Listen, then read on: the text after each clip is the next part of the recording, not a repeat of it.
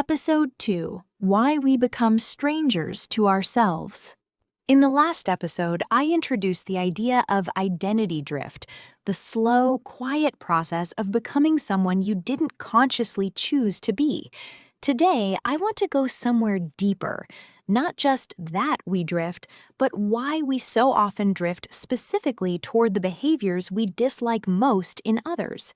Because here is what I find most confronting about this. It is not random. We don't just drift toward anything.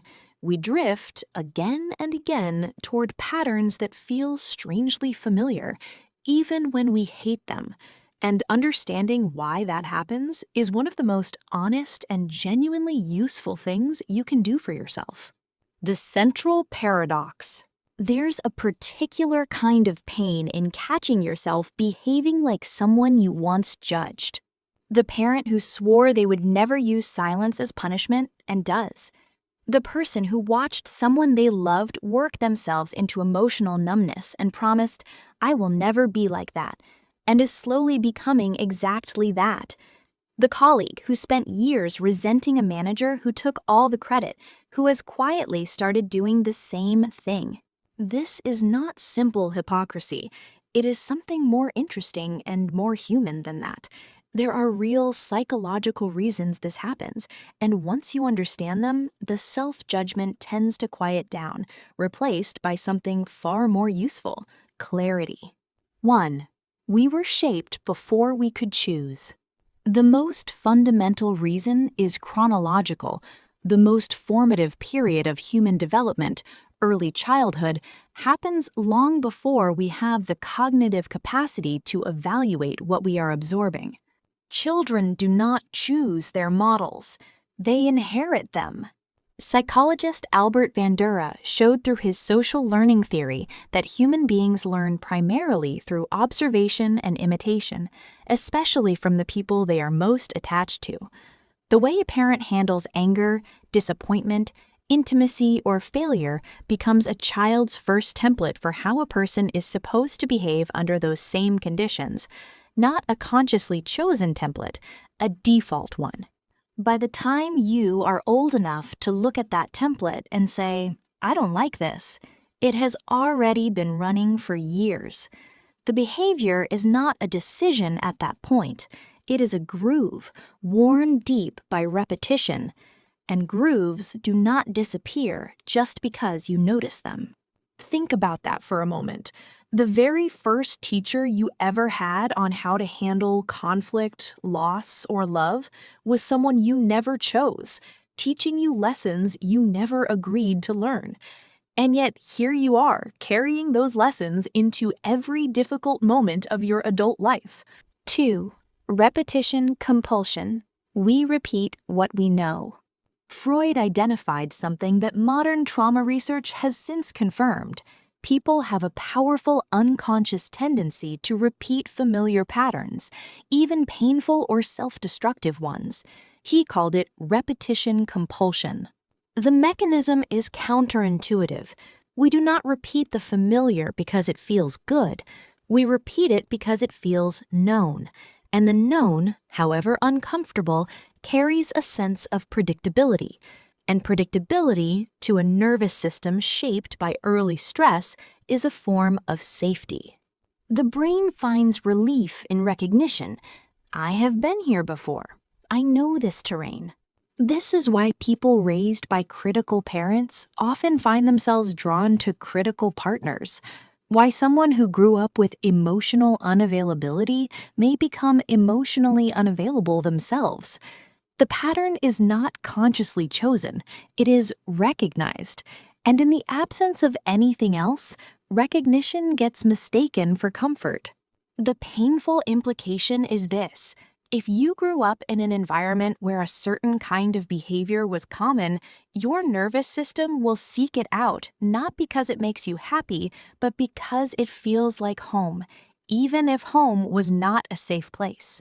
3. The shadow. We become what we suppress. Carl Jung proposed that every person carries what he called a shadow, a collection of traits, impulses, and tendencies that have been judged unacceptable and pushed out of conscious awareness. We don't destroy these qualities by suppressing them. We just stop supervising them. And unsupervised parts of the self do not disappear. They operate in the dark. Here is the uncomfortable logic. The qualities we condemn most loudly in others are often the qualities we have most forcefully denied in ourselves. The person who is intensely critical of others' vanity may have buried a deep desire for recognition. The person who despises what they see as weakness in others may be fighting their own terror of vulnerability. When suppression fails under stress, exhaustion, or provocation, the shadow does not emerge gently. It erupts, and the person finds themselves doing exactly what they always said they would never do, genuinely bewildered by their own behavior. The insight I want to offer here is uncomfortable, but important. The intensity of our dislike for a behavior in others is sometimes a measure of how hard we are working to keep that very behavior contained in ourselves. The louder the judgment, the more worth examining. 4. Trauma responses wear the faces of our worst models. Some of the behaviors people most dislike in themselves are not personality failures. They are trauma responses, adaptive strategies that were once genuinely protective and have simply outlived their original context. The child who learned to go cold and quiet when conflict arose was not being manipulative. They were surviving an environment where emotional expression felt dangerous. But that same response, carried into adult relationships, looks exactly like the emotional unavailability they may have found so painful in a parent. The person who learned to placate, manage, and disappear their own needs in order to keep the peace, what therapists call the fawn response, may grow into an adult who genuinely resents others for never considering their feelings, while still being unable to voice those feelings themselves. The behavior they despise in others and the behavior they practice on themselves are two sides of the same coin. Understanding this is not an excuse. It is a location. You cannot begin to change a behavior if you do not know what it was originally doing for you. What was it protecting you from? What threat was it managing? That is the question worth sitting with. 5. Secondary gains.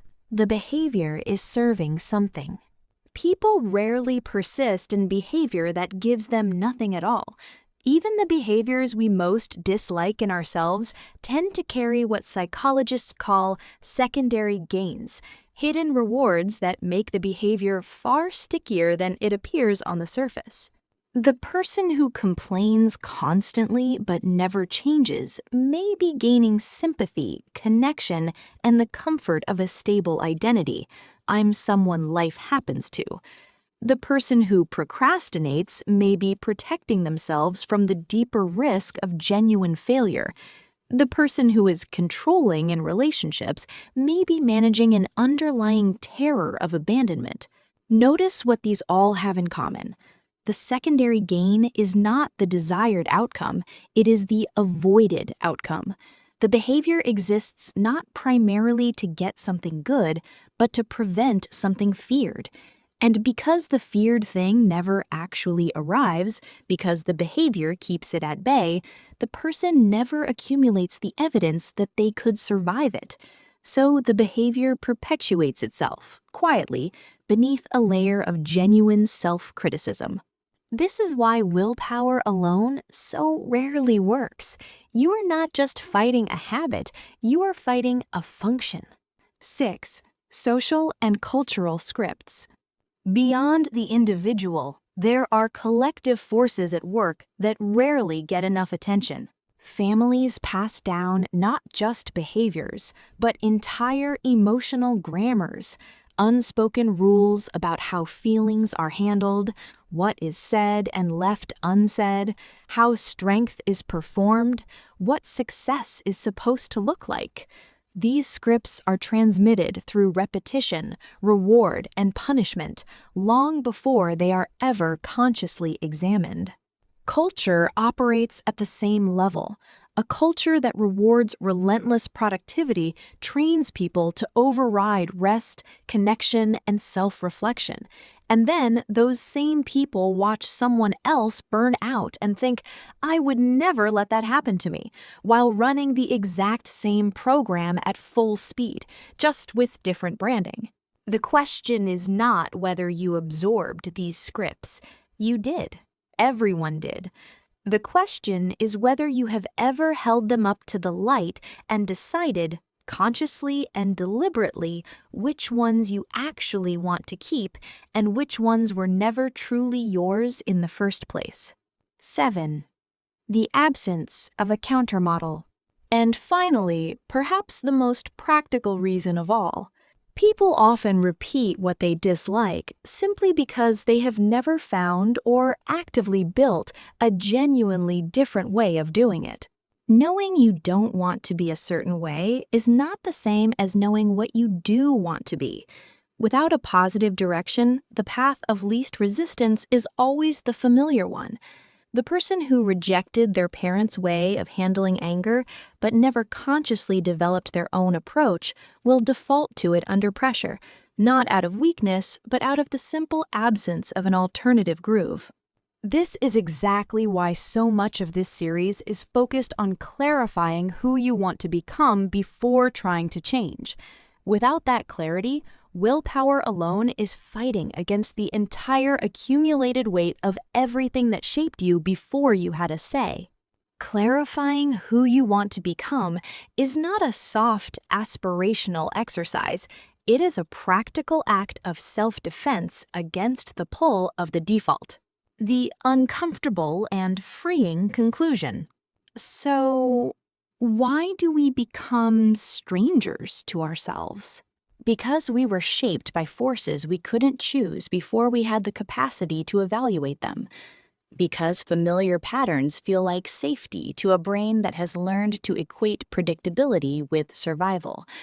Because the qualities we suppress don't disappear, they operate unsupervised. Because old protective responses outlive their original usefulness without anyone noticing. Because our behaviors carry hidden rewards we haven't examined. Because cultural and family scripts feel like facts about ourselves rather than inherited assumptions. And because without a clear, chosen direction, the default always wins. None of this is a life sentence. None of it makes you fundamentally broken or unchangeable. But I want to sit with this a little longer, because I think this is the part most people rush past. When you understand these 7 forces, really understand them, not just intellectually, but in a way that connects to your own history, something shifts. The self-judgment that has been sitting on your chest for years starts to lighten. Not because you excuse the behavior, not because you decide it doesn't matter, but because you finally see it clearly for what it is, a very human response to a very particular set of conditions you did not choose. And here is the thing about clarity. It changes your relationship to the problem. When you stop seeing yourself as weak, broken, or fundamentally flawed for drifting, you free up enormous energy that was being spent on shame. And that energy can go somewhere far more useful, toward actually building the alternative. This is the shift I want you to feel by the end of this episode. Not, I must try harder, not, I am terrible for being this way, but something quieter and more powerful. Now I understand. And because I understand, I can finally do something different. Understanding is not the same as changing, but it is always, without exception, where honest change begins. It does mean that change requires something more honest and more specific than willpower. Understanding the forces, naming what the old behavior was doing for you, and building, carefully, patiently, a new groove that runs in a direction you actually chose. In the next episode, we'll go one step further into why we keep repeating these patterns even when we can already see them clearly. Because seeing a pattern is not always enough to stop it, and understanding why it persists is the missing piece for a lot of people. For now, I want to leave you with one reflection to sit with. Think of a behavior you dislike in yourself, one you've tried to change more than once. And instead of asking, "Why can't I stop this?" try asking something different. What has this behavior been doing for me? What has it been protecting me from? You don't need an answer today. Just let the question sit. The answer, when it comes, will tell you something genuinely useful. I'll see you in the next one.